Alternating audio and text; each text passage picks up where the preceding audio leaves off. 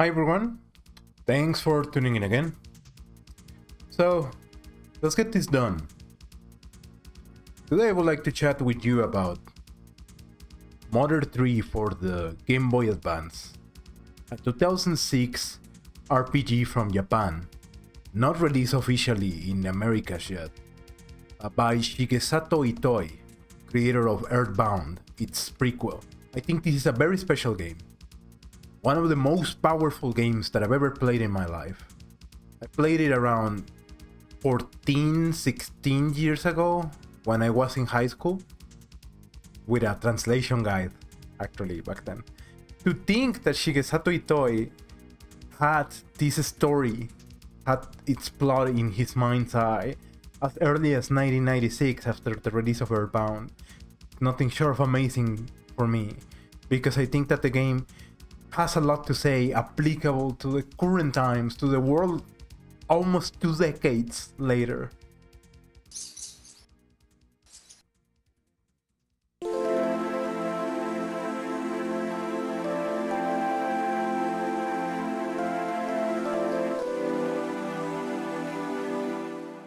Modern 3 is one of the most important games you will ever play, man. Alas, if it only wasn't near impossible to obtain it.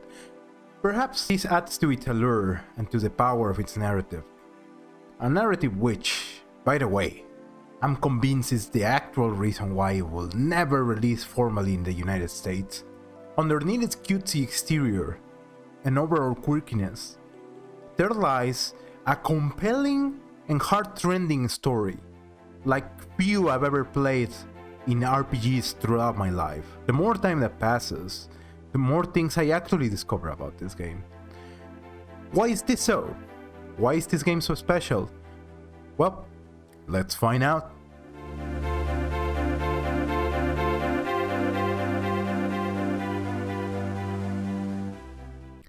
Part 1.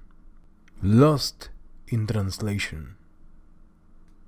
The year is 1989, and a Japanese copywriter, whose name is Shigesato Itoi, became a fan of the Dragon Quest series of RPGs, which are massively popular in Japan, even to this very day.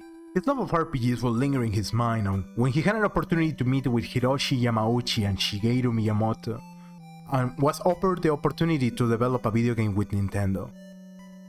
Harkening back to the endless hours he put into Dragon Quest then, his concept eventually took form, deriving from its formula. He called his story Mother, as a reference to Mother Nature and John Lennon's mother, since it turns out he's a very hardcore fan of the Beatles.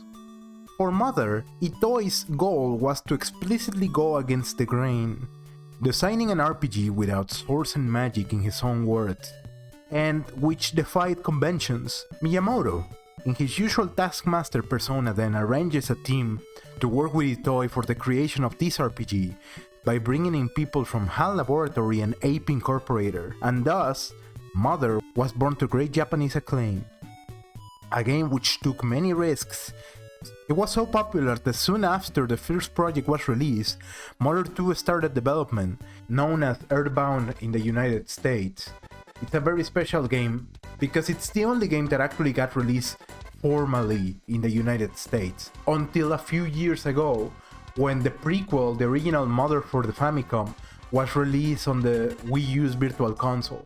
They tried to replicate the success of the Mother series in the States by really pushing for it. The game released in this big, flamboyant, flashy box, and it had all sorts of marketing pushes in media. And the game had everything to succeed, man. Pop culture references, Beatles references, funky animated backgrounds in the battles, which the team themselves describe as visual drugs, by the way. It's in the all sorts of stuff, a very quirky script, a mind-bending storyline. It had everything and then some to succeed in the States. But no matter the strong, yet misguided promotion from Nintendo, Earthbound ended up not succeeding as much compared to the classic and bombastic magical RPGs of the era, like Final Fantasy VI, Mario RPG, Chrono Trigger, and others. Earthbound does face a very grim destiny in the Americas by releasing to low acclaim, bad review scores, and terrible sales numbers. Eventually, however, it reached cult classic status, enter Starman.net. To this date, the epicenter of discussion for everything related to the Mother series. There you had me, as early as, 2000, 2001, maybe 2002, in some dingy internet cafe in my hometown, trying to browse Starman.net in Mozilla Firebird or whatever was available back then, trying to be a part of the discussion at the hype. I found out that there was a lot of space for people who love video games online to congregate and to discuss things about their games. And I was in love with the idea. I will visit that site every day, and I will love it every time that it will get updated with fan art, music, the message board, the content, like all of it. Flat out, no other fandom comes close to the level of dedication, attention to detail, and passion to tribute Shigesato Itoi's creation. A massive amount of paraphernalia has come out of it. Even Undertale, 2015 indie darling RPG, originally got started on the Starman.net forums and is very obviously influenced by the Mother series. Turns out that its publisher, Fangamer.net, even got started from there. There's people have married because of Earthbound. People have become friends because of Earthbound. People have formed companies and created revenue streams because of Earthbound. What other video game has ever created that? But then, silence.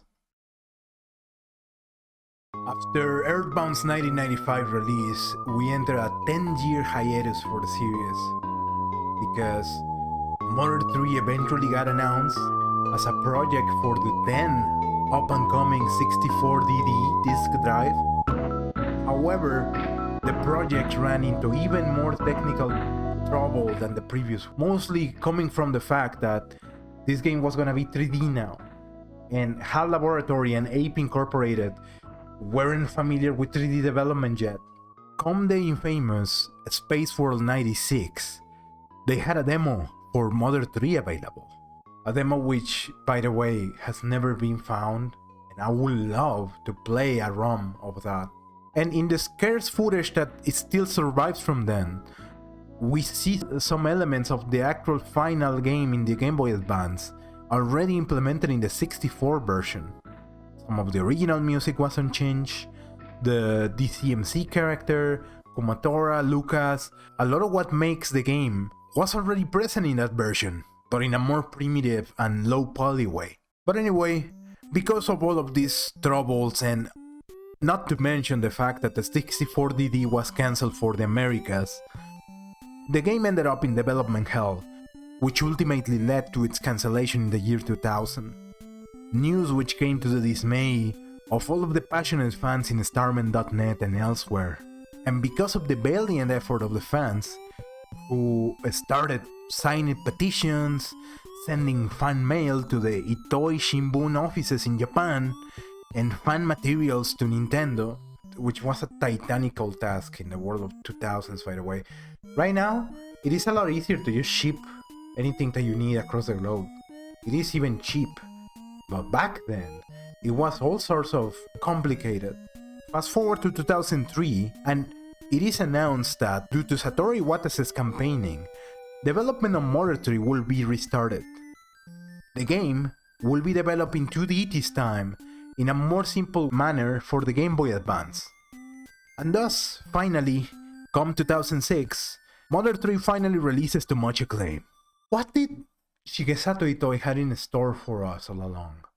Was this game so compelling to develop that it warranted all of the effort, even after all of that time? Part 2 of Monkeys and Men.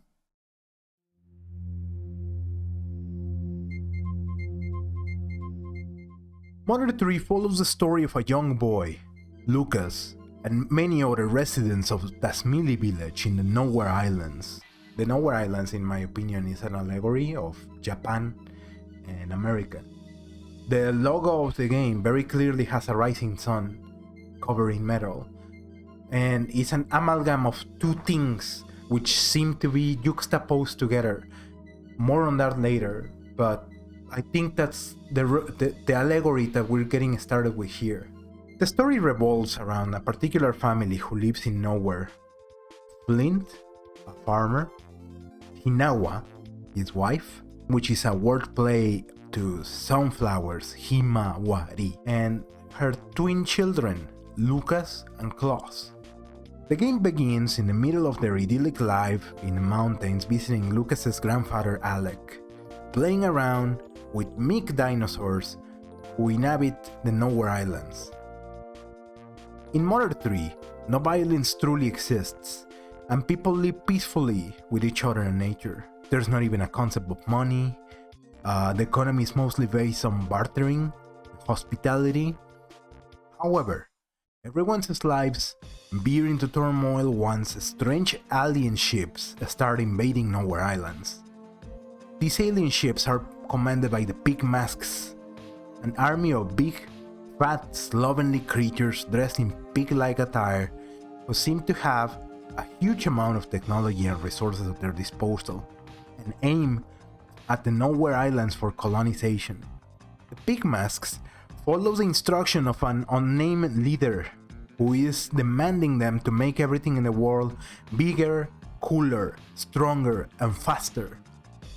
And thus, they seize Nowhere Islands by force of bombings and a forest fire.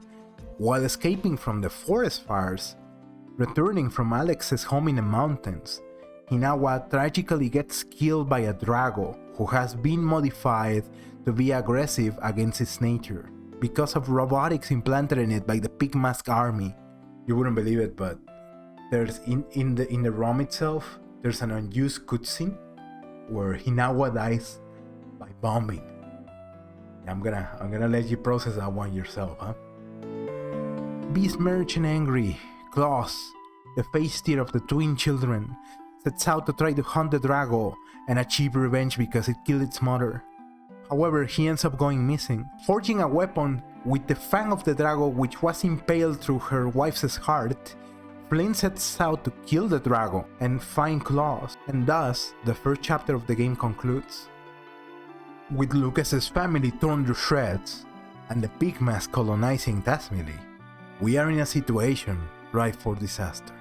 Chapter 2 follows the adventures of a mystical thief called Duster, a story which runs in parallel to, as every other chapter will, to the stories of other characters. Duster is the last heir in a bloodline of cat burglars whose abilities are not in use anymore because Tasmili doesn't really have any more commerce of crime. Turns out that the Pig Mask invasion put his skills back in need because he has to infiltrate the ruins of a castle present in the Nowhere Islands, the Oshoe Castle, to retrieve an artifact which the Pig Masks are after, and which Duster's family is the guardian of. The nature of this artifact is as of yet unknown, but it is implied that it is very important to the fabric of Tasmili village. In Castle Oshoe, Duster meets a mysterious princess, Kuma Tora, playing words which translates literally to bird tiger. And she seems to be very masculine in attitude. She even refers to herself with yes pronouns of the male form, who is also after the artifact which lies in the castle, which is revealed to be the Hummingbird egg. The chapter, however, ends with the Hummingbird egg going missing, and a mysterious peddler of goods arriving into town, while Kumatora and Duster's father realize that he has now also gone missing like Klaus. Chapter 3 follows the adventure of a little monkey, Salsa, who gets flown into the Nowhere Islands to perform a job. This is news in a town where the concept of jobs and commerce doesn't really exist, remember. The peddler Facade, which is a playing words for facade, right?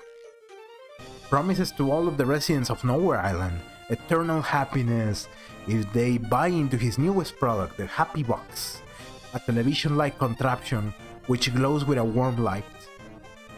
For this, He introduces the concept of money and starts swindling people, convincing them and sweet-talking them that this is the way to go.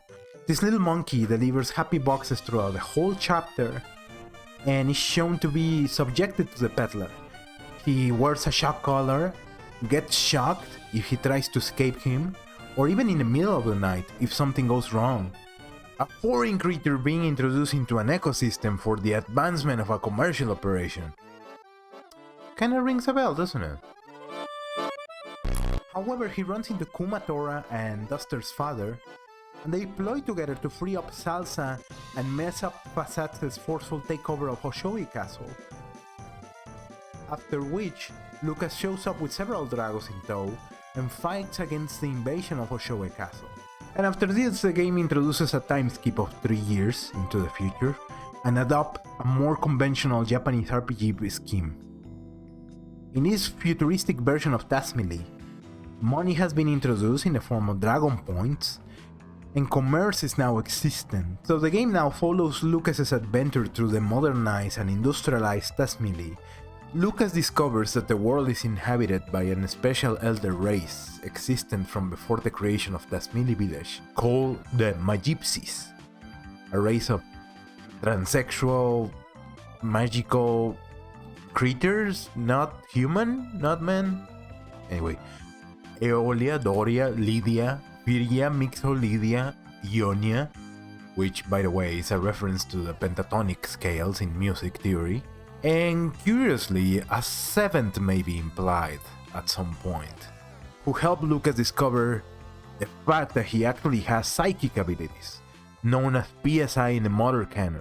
Lucas becomes awakened to his PSI abilities through an awakening experience with Ionia at the hot springs in what is probably one of the most freaking risque things that I've ever seen in a video game, and probably one of the reasons why this game is never getting localized.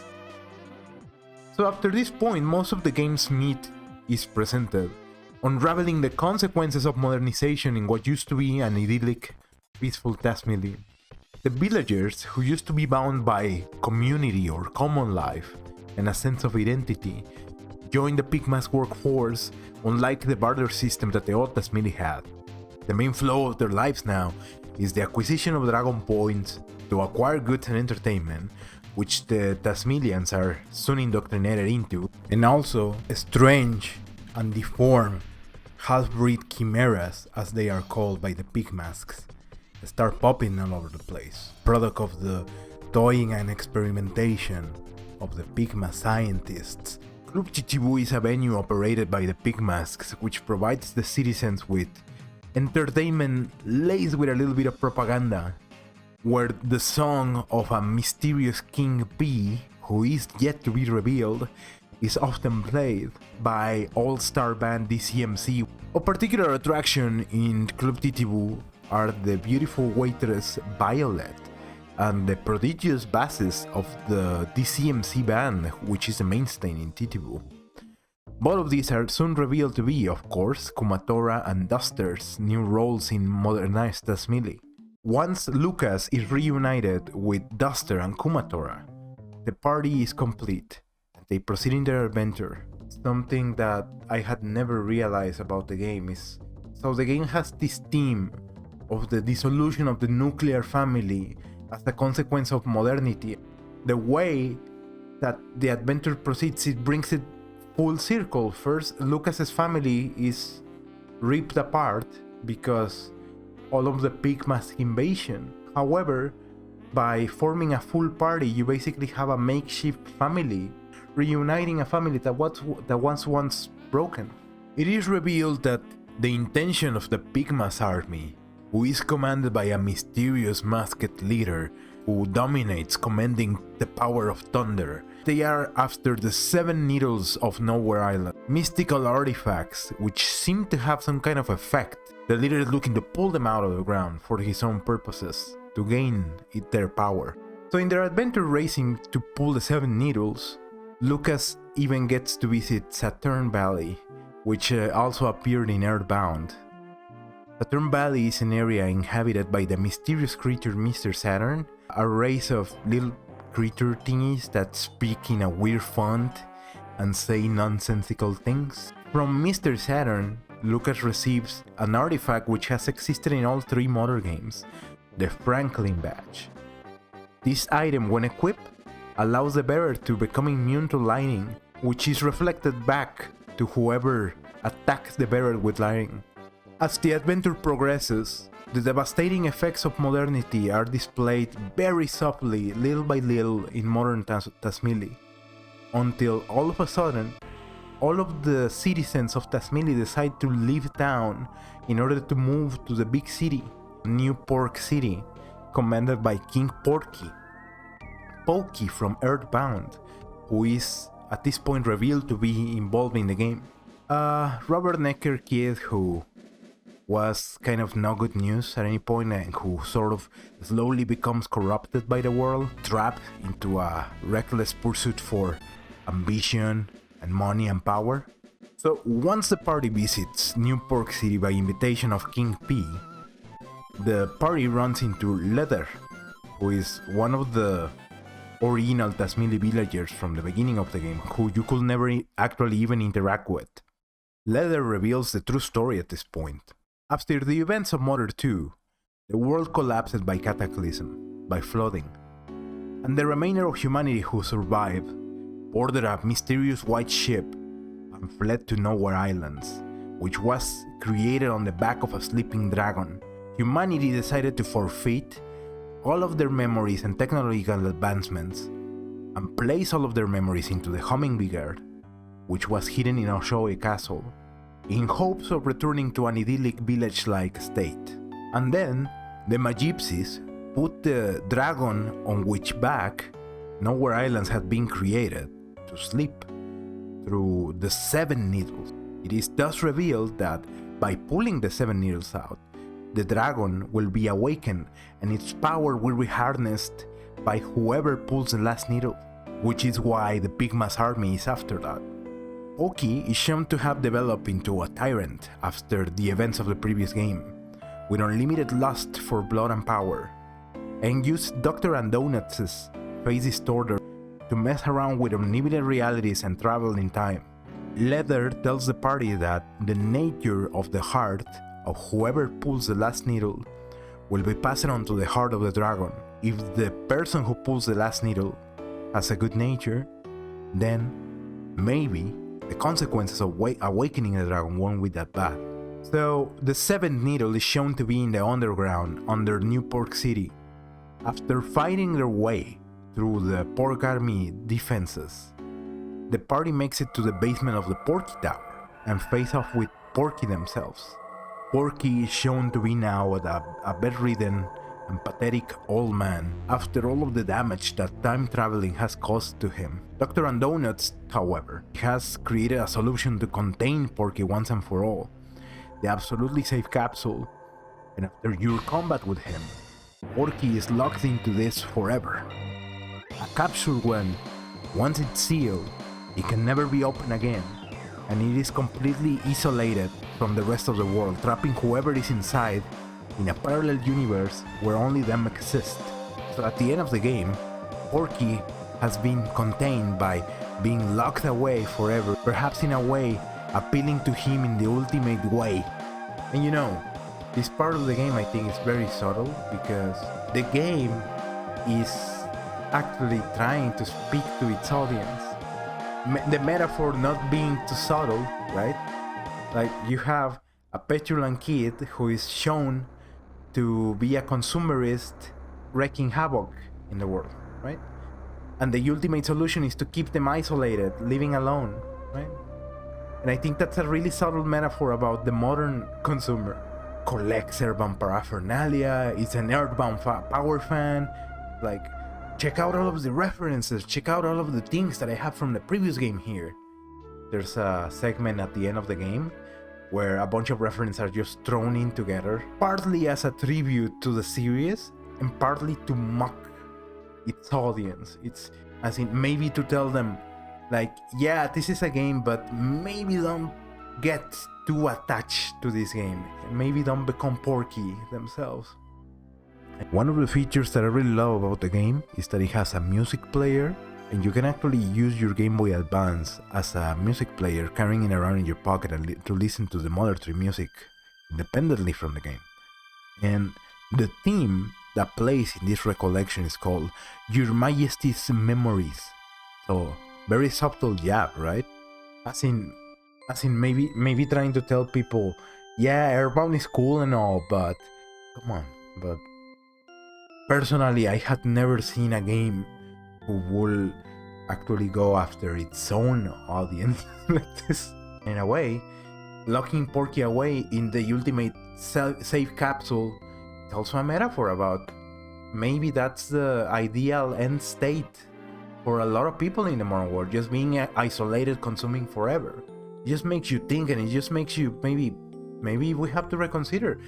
Whereas the previous two games in the series celebrated modernity and America so triumphantly, the third game is actually telling us what could happen if modernity is not curbed down, modernity is not contained, if we just continue to become invaded by more and more technology and alienation from things. So finally, in the climax of the game, after fighting Porky, Lucas and the party face against the Masked Man, who is just about to pull the final needle to awaken the dragon. The Masked Man is revealed to have been Claus all along, who, after being brainwashed with Big Mask ideology, is hell-bent on throwing at the final needle to awaken the dragon. Lucas and Claus face off in a fight where you are actually unable to attack because Lucas becomes emotional.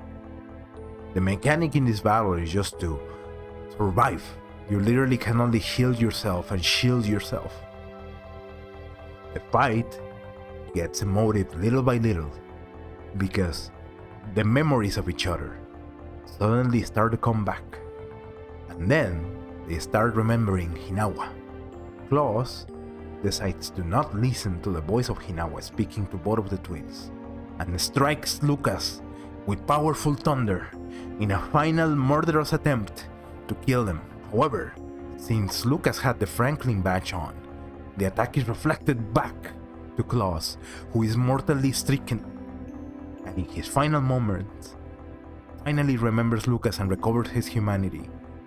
And after pulling the final needle, the ending of the game is open-ended.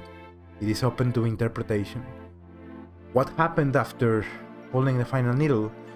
It seems to be a cataclysm, it seems to be the end of the world again, but did everyone survive? Did they not survive?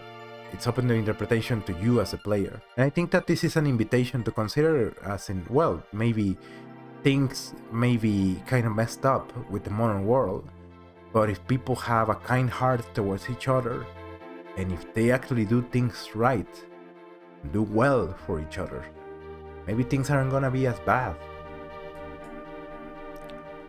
Part 3. Forced Together.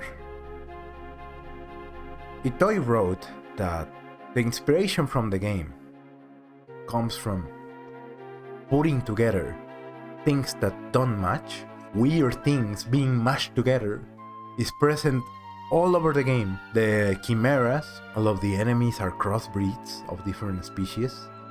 The logo is made out of two materials. The introduction of the pig masks is also something, an imposition of something else.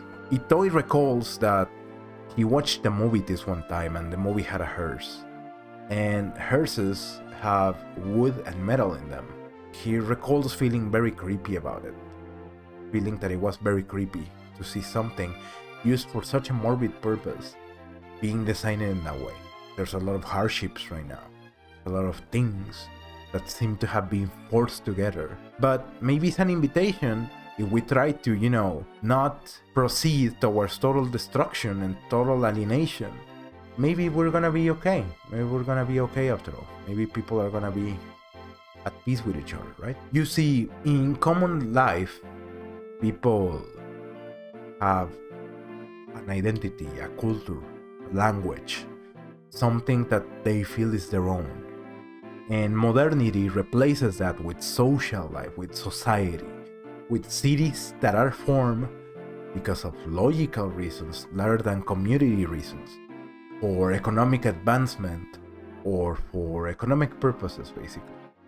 In community life, well, the expectations are different. Maybe you know everyone around you, you know them by their names, you are their friend. And if you live in the city, however, who really knows their neighbors anymore? Nobody. Everyone is just living into this tight individual unit that they cannot really break away from. That's also another part of the themes of the game.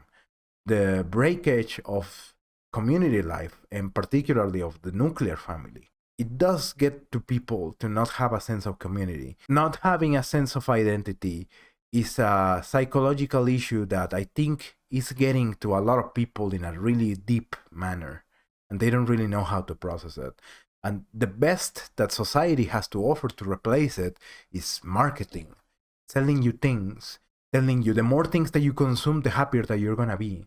Maybe you can derive your identity from such and such, or from what you consume, or from what you have.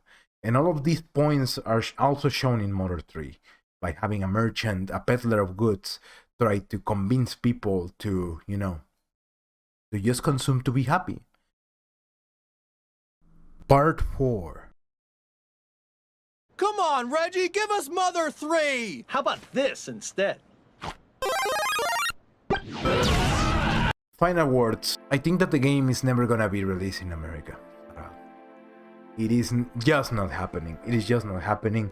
I would love to be proven wrong, but the game is very subtle about its themes and about the things that it wants to convey. And the Western world right now is in the middle of a cultural war. Let's just be honest about it. There's a lot of extremism. People are becoming really afraid of the other.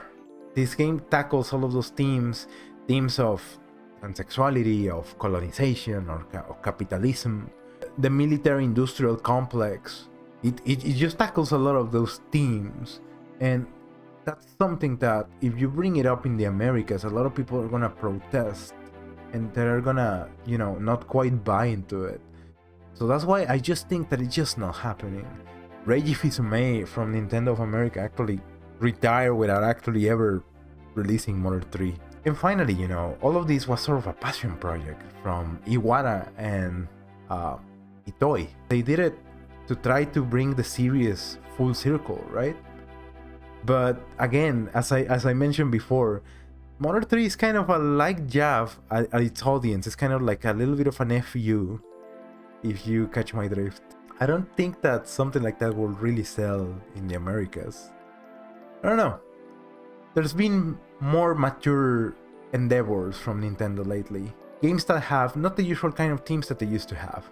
And given how most of their audience is kind of, adults now, maybe it could happen, but I wouldn't hold my breath about it. During the 7 Magic Needles part, you even get to a point where Lucas and the party, so they eat shrooms and they have a bad trip, and they see all sorts of hallucinations while they're in the trip. To think that a company as Nintendo, who usually likes to keep their image clean and kid-friendly, put all of this in a small cutesy game about psychic powers in the Game Boy Advance in a little kid's gaming machine, it's all sorts of amazing. Because of all of those kinds of reasons, I think that the game is just not releasing officially. People from Nintendo have gone on record saying they actually are aware of the fact that a fan translation is out there that allows you to play the game in English, developed by the very kind people at Starman.net, to which I owe a lot, thank you. Supposedly they even claim that there's no way that they're actually gonna come out with a better localization than that, so I think that their strategy right now is sort of a hush-hush, don't ask, don't tell. If you actually want to play it, yeah, go ahead and emulate the game, we don't actually care, because we're not releasing it officially ever in the Americas, so whatever. So Nintendo owns to it, but at the same time they don't. Part 5. Strange, funny, heart-rending. More 3, ladies and gents. A really interesting game. A fun RPG. Quirky, funny, laugh out loud, wordy at some points. When the game released, the game had a catch copy written for it by Itoi himself. Strange, funny, and heart-rending. Itoi himself wrote that if you want to cry because of Modern 3, you gotta save it until the end. I would be lying if I didn't accept that I got misty-eyed at a couple places in the game. Just play it, and if you don't get misty-eyed, you're a liar. You're a liar. So what do you think about the game? Is the plot of the game something that you can relate to? Have you seen your life, or the place where you live, change over time, like Dasmili did? Have you seen something, or someone, who doesn't seem to fit in its environment? Who seems to have been forced together by a major force, external force? Do you think that there's a sleeping dragon, which is just about to be awakened? What do you think that the consequences of that will be? What do you think that will happen in the future? Let me know in the comments, and I hope that this review was entertaining. So what's next? What's next on your happy box there? Hopefully something entertaining, right? And see you next time. Thanks for watching.